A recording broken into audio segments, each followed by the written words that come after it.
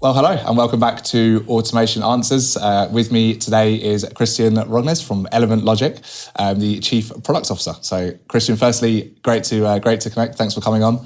Thanks for having me. How's Logimat been for you so far? Oh, it's great. It's always a big party to be here. I think it's just getting the industry together, customers, partners, our employees. It's always a great thing to be here. Good to hear. And for those that might not know you, would you mind just giving a bit of an intro in terms of yourself, your background, and your journey to Element Logic, where we are now? Sure, yeah. So as you said, I'm the Chief Product Officer. That's a new role in Element Logic, so I came in a bit below 2 years ago. I think I came into the company based on the fact that we believe software and technology is going to really be what differentiates us going forward. So it's really about getting that structure and productizing the software assets and the technology assets that we're currently having. I'm from Norway originally. Been studying a bit in different countries. Been working in the software industry my whole life. So I'm not from the warehouse automation industry, which is very interesting actually, because you come into the industry and you see it in a very different way, I think, than many of my colleagues. So that's cool. But I've been working cross industry my whole life. So within fintech, public sector, oil and gas, a big industry in Norway, of course, and always with an international team and a global footprint.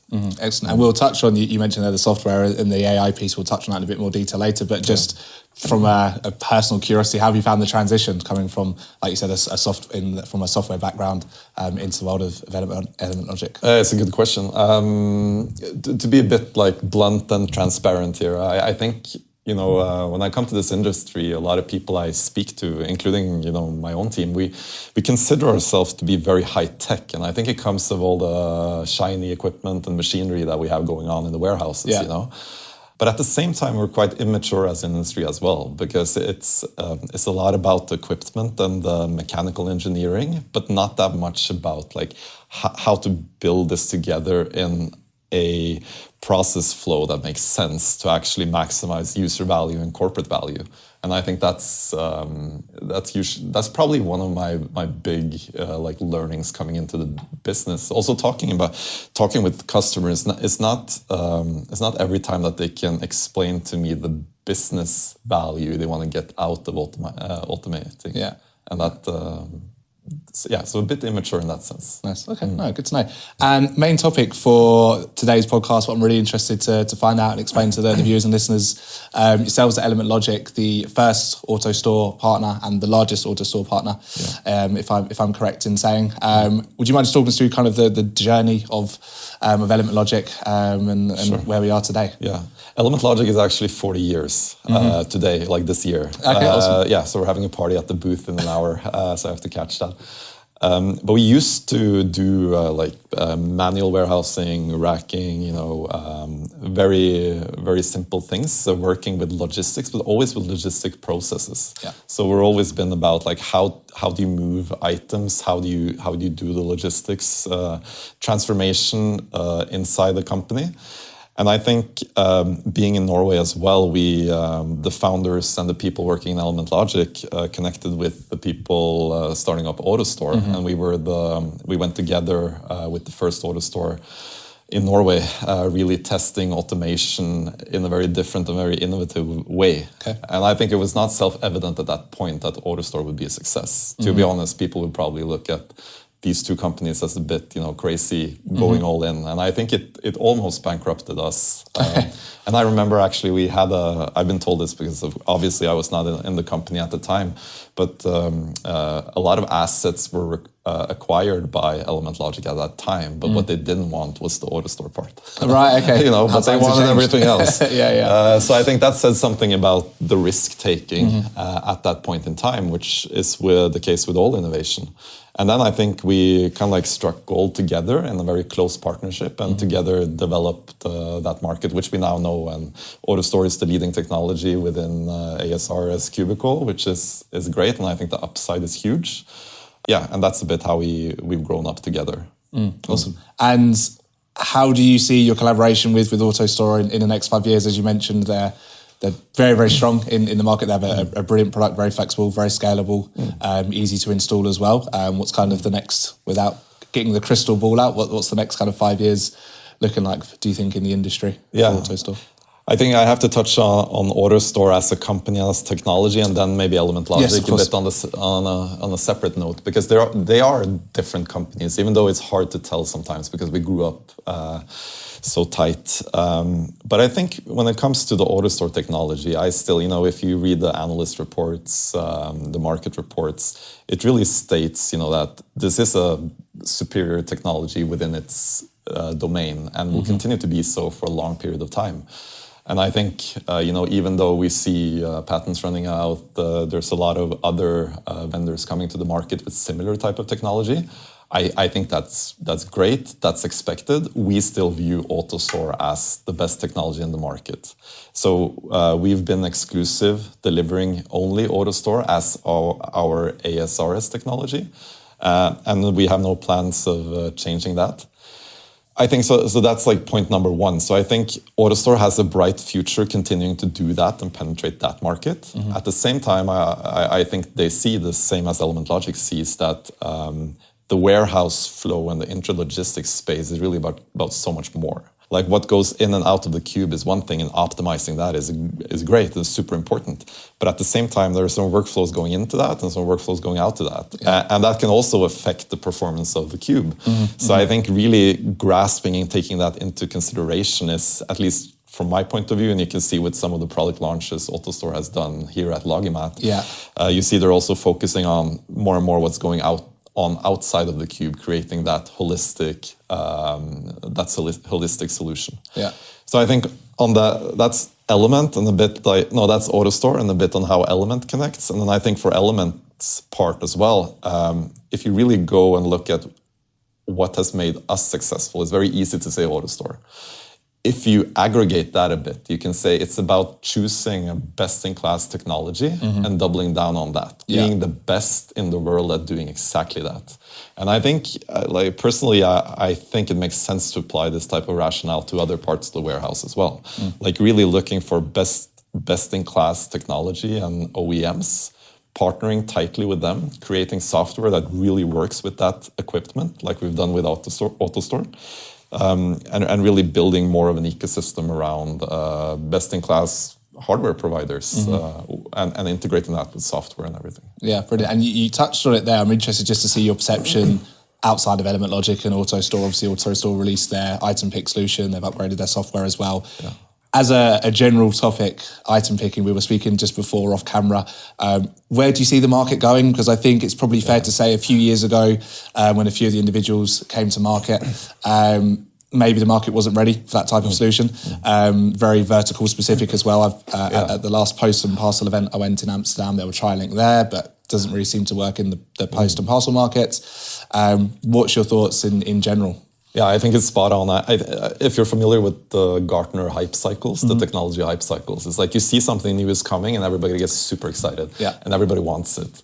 And then the technology comes in real life into production, and then you realize, oh, this isn't really what I thought, and it doesn't connect with my workflow, and I don't really have anything to support it. It's like going out and buying a silk sofa. It might look very good standing by itself, but when you get it in with all your other, not that nice furniture, it really doesn't work. So I think it's a bit like that learning curve. We've been in the piece picking space, the robotic piece picking space for 3-4 years now. And it's been a tough market. We super believe in it. It's gonna be great, but we came in very early. I think Autostore coming in now with the Carousel AI makes a lot of sense. I think we've had that experience in the market. We've been pushing this a lot. We've been doing mistakes and doing great stuff as well. Now, I think both the customers, the market, and we really know how to apply it to give value, to get that ROI going. And I think that's when we will see that new peak of this actually coming into production, being applied and creating some great value for the customers. And that's really what it's about. So I think great technology, a lot of excitement, a bit early. Now I think the market is mature to apply it in the right way. Yeah. And do you think we still a bit too early to see it being mass adopted? Do you think it's something that needs to come into the market gradually? I'm not sure if you feel it's appropriate for each specific vertical. good point. I think like what we learned in particular was exactly this, that it has to be very verticalized to work, because it's all about what process and what is being picked. So I mean, picking a lipstick is very different than picking a rubber ball or a book or whatever. So I think it's about understanding the segment you're in and understanding what is supposed to be picked and how. Like, is it picking from a tote to another tote to pass it on? That's one thing. Is it to get 2 totes and consolidate into one, or do replenishment or sequencing? All of these type of questions needs to be answered, and they probably need very specific, especially software and process understanding around that. That's where I feel a system integrator like us becomes very important. And again, the arm, it picks something and it places something. It has to be really good, very fast at that. It has to have some intelligence and some software to really do that in the best possible way. But then the rest is really about understanding the process and the segment you're in. Yeah. So I think what we see, we've been quite successful within pharma and apparel e-commerce space. You know, everything from picking polybags, picking boxes, light goods. I feel we've solved that a bit. Now it's about like these advanced consolidation processes, or picking very heavy items or fluid items where the weight shifts when you pick it, stuff like that. Okay. And then also maybe just to add on that, there will always happen something. Like you will have some kind of error margin, even if it's 0.5%. So I think like, how do you solve those situations where it doesn't go the way you want it to? Yeah. But I mean, we're talking about customers that says we can have one arm at every port, and then we can turn off the lights. It's like, so I think a lot of people see that it is really the future of especially e-commerce and Autostore value going forward. Good to know. Maybe, I'm not sure that's why, like I said, when I was at the Post Parcel event in Amsterdam a little while back, you mentioned that margin for that 1% in the post and parcel environment when there's, I don't know, thousands of parcels coming through an hour, that 1% or that 2%, that adds up, you know. So maybe that's why we're not ready in that market, but I'm sure exactly in a few months or years to come, that'll be streamlined. And within some segments, we have 99.9% pickability. You know? It is super, everything works very well. And in other parts, there might be 50. So that's all about understanding. And also item qualification. Yeah. Like, how good are you at registering the items correctly? Understanding what can you pick, what shouldn't you pick? Do you want to pick a bike? No, probably not, right? And how difficult is that? I was at the Syriac booth earlier, actually, and they said their latest AI, I think the example was like tomato, so by the size and the colour of the tomato, they can say if it's ripe or not, and then pick the most ripe one. How important is the AI and the software when it comes to item picking, in your opinion? I think, because this is a bit the OEM's issue. I mean, if you go to Lagermat now, you will see 10, 15 robots picking something and placing it somewhere else. And I think what differentiates those, and it's probably onto what you're talking about here. It's about like, okay, if you don't manage to pick it that way, what happens in the algorithm that tells it how to try the next pick?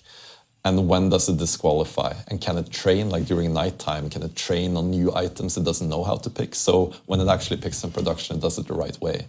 And I think it's very interesting that I didn't hear this before, like the tomato, is it ripe or not ripe? And I think that's also super relevant, right? If you're going to pick vegetables or stuff like that. Yeah. So I think this is really much the AI and software layer at the OEMs, which is going to be clue on, like when I say we want to pick best of breed, like that's what we will be looking at. But it also has to connect with our market and our industry.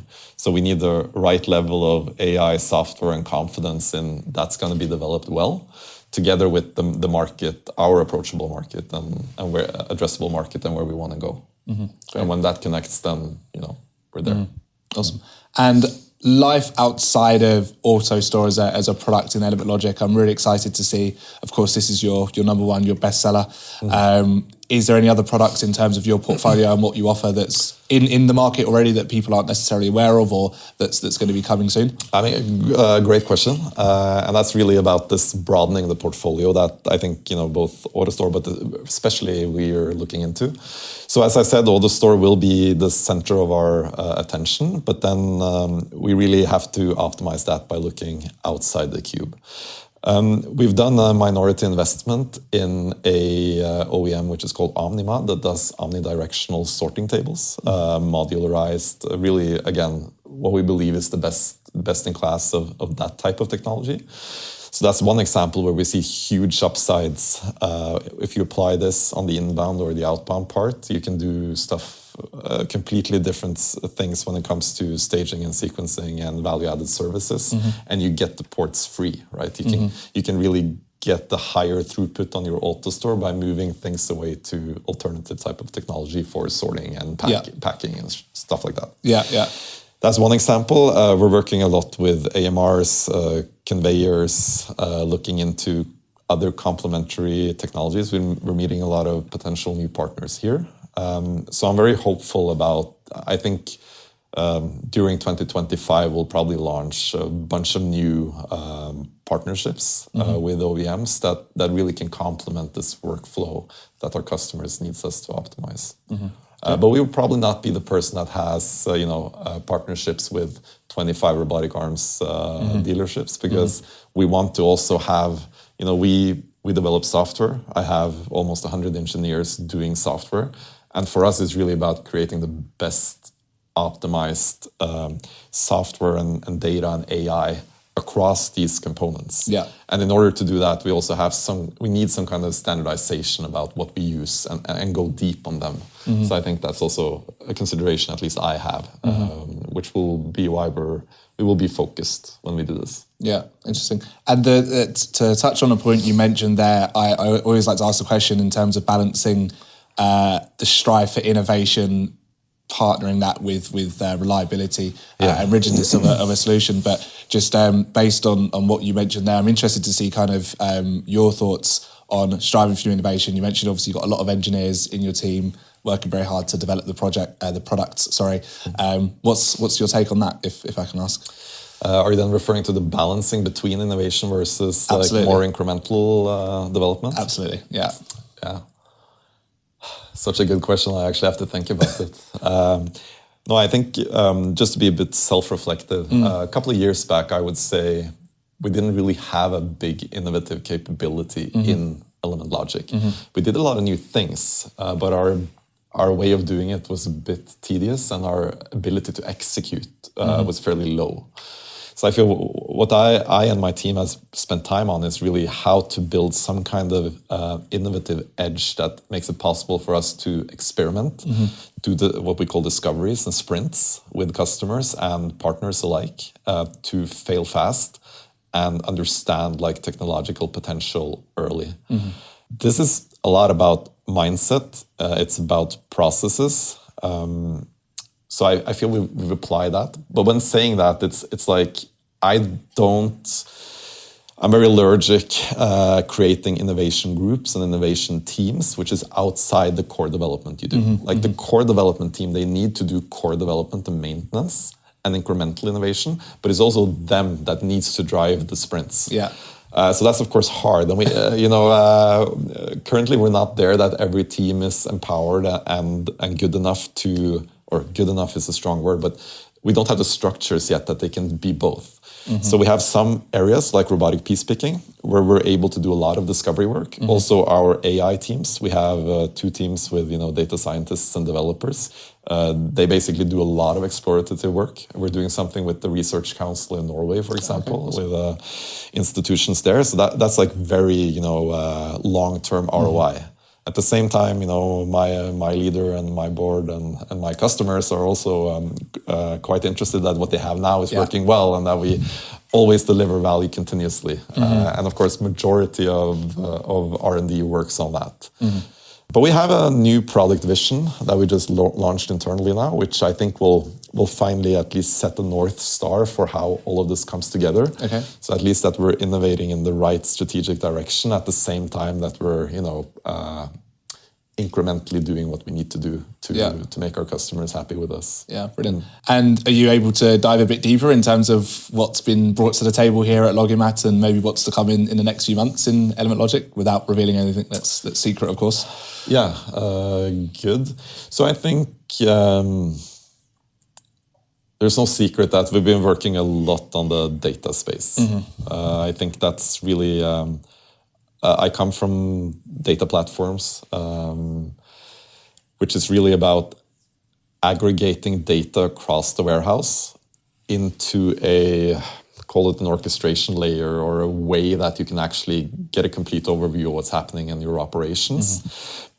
But it's not just a dashboard. Like, in my opinion, it really needs to steer automation. I think if you want to go to a place where AI actually is important, you need to go beyond the dashboard and the statistics and the nice pie charts, and actually say, okay, you have a problem here. This conveyor is clogged up. And then say, hey, Isaac, what you should do is I recommend you to do this, but it's your choice. You can choose not to.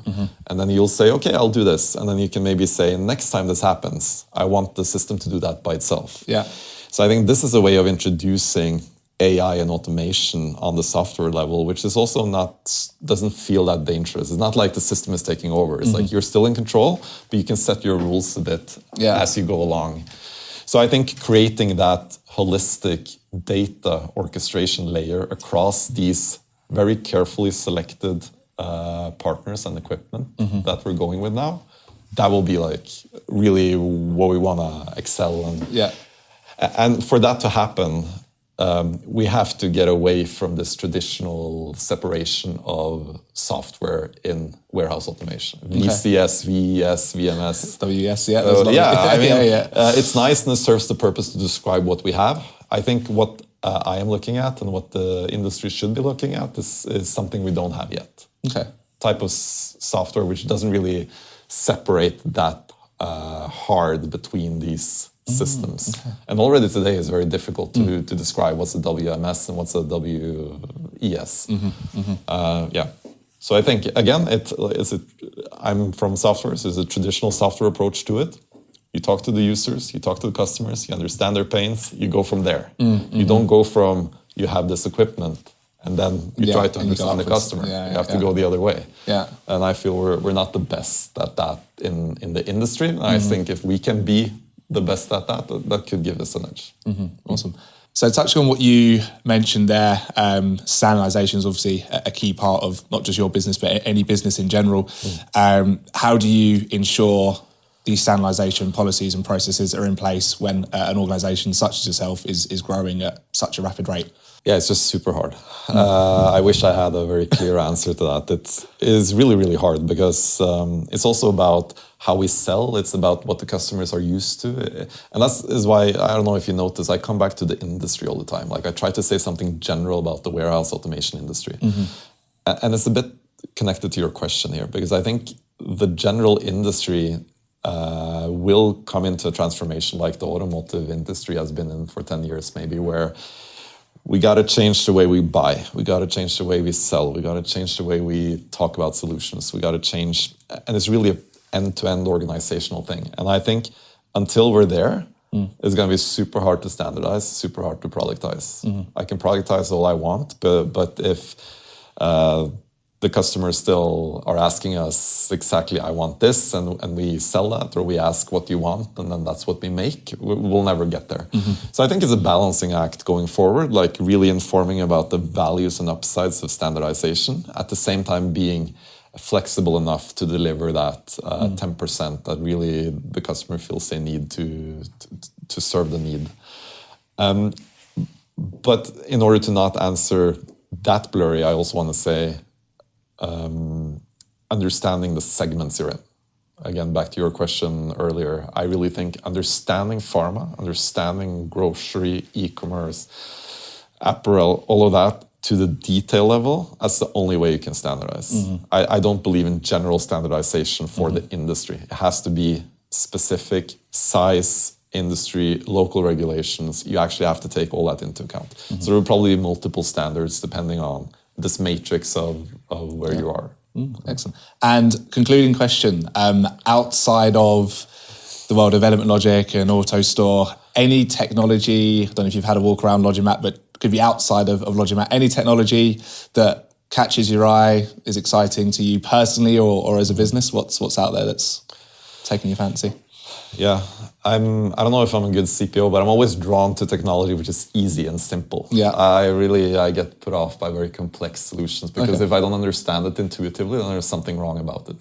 So I think I think the payment space is extremely interesting. Just think about how you're paying now compared to how you used to pay.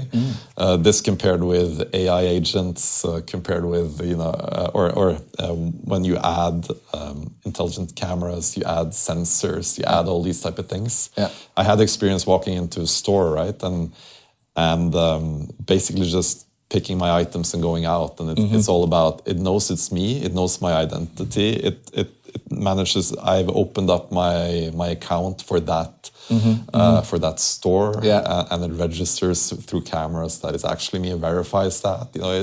It's just, that's extremely interesting. Yeah. So I would just say it's not like one technology, it's just like how technology is coming together to simplify everything we do day to day. I think that will be huge. Yeah, it's really cool. I saw, I haven't been there, I saw online, there was an Amazon store in London not too far from where I lived, and they've got a similar model where, you just walk around, put stuff in your basket, and then it understands if you put one item in or two, you take it out and put it back on the shelf, and then you just walk out. So it's going to be a very interesting space. And actually, a last comment on that. I've seen that also in New York recently, where NVIDIA and a couple of others are partnering and looking at what's actually in the tote when it comes out.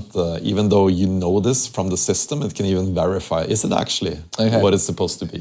So I think it's super applicable to any situation. Brilliant, awesome. Well, Christian, thanks so much for coming on. It's been an absolute pleasure. Great to hear. Thanks to all that's watched and listened to this latest episode with Element Logic.